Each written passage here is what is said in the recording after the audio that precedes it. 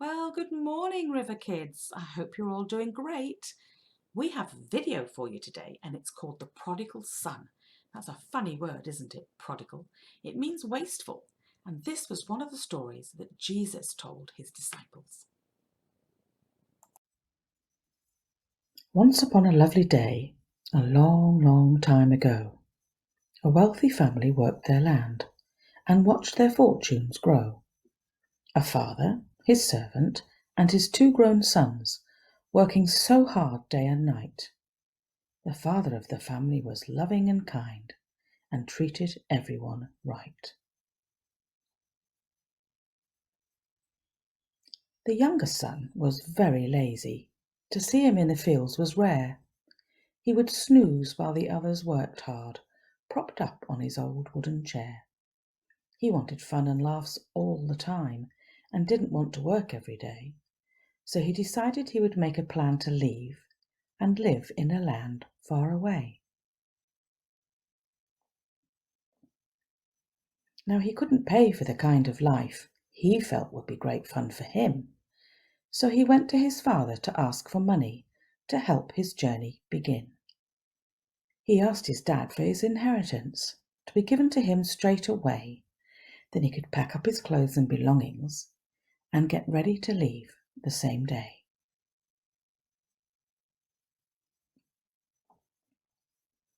In this ancient place, when a father dies, the law of the land makes it fair. The oldest son inherits 2/3, and for the younger, 1/3 was his share. The younger son was excited to get all his money to spend. He wasn't thinking about hurting his father or how this decision might end. The father was upset that he'd asked him. It was hard to get into his head that his younger son wanted the money even before his father was dead. But because he loved his son very much, he granted him what he asked for. He divided his fortune, blessed his son, and watched as he walked out the door. The father knew that when children are young, their choices can often be bad. The son made his father unhappy that day, and he felt disappointed and sad. So the son went off to a land far away, determined to have a good time. He spent money on parties, gifts and clothes, fine food and big jugs of wine. He wasted many years living this way until all the money was spent. His friends were not interested in staying, and out of the door they all went. The riches and parties and fun times were the reason his friends had been there. He sees that they just loved his riches, and now that he's poor, they don't care. With a famine in the land, he was hungry, but he had no money to pay. The friends he had made were not very nice, and all of them turned him away. All alone without food or a place to sleep, he looked after some pigs for a while. He's out in the sun, in the dust and the heat, with pigs, had no reason to smile. At home, his father's hired servants have bread enough and to spare. He has been a very wasteful son, and he wishes that he was back there. One day he's so hungry he can't carry on. Even the pig food looks yum. It smells really bad, so he decides to go home and get something to fill up his tum. He'll go back to his dad and ask him for food and get some new clothes to wear. He'll ask for a job to earn money again. As a son, that would only be fair. He'll say sorry for losing his fortune, for the food and wine that he'd tasted. If he begs his father to forgive him, his trip back home won't be wasted. He is still far away in the distance and sees his father waving his hand. The father does something no landowner does, which is against the rules in the land.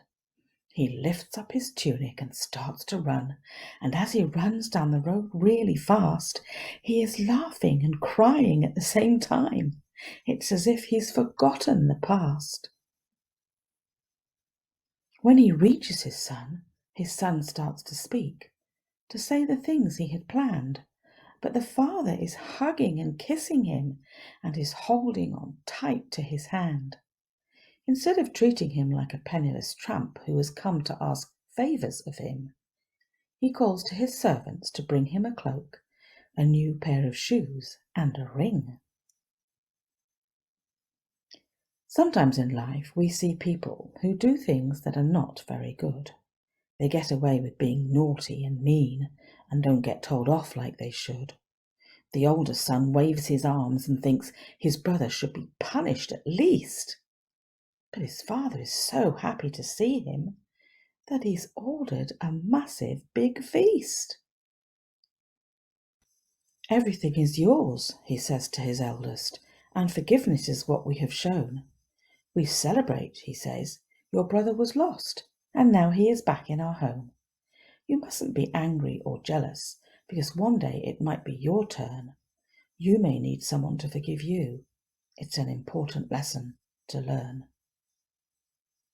So children, as you get older, always try to be loving and kind.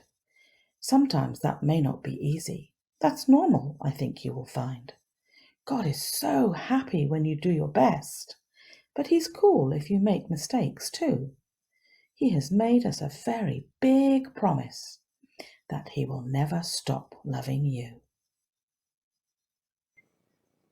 Welcome back, River Kids. I hope you enjoyed that wonderful story. And you know what? That father was very willing, wasn't he, to forgive his son all the silly mistakes that he'd made because he really, really was sorry.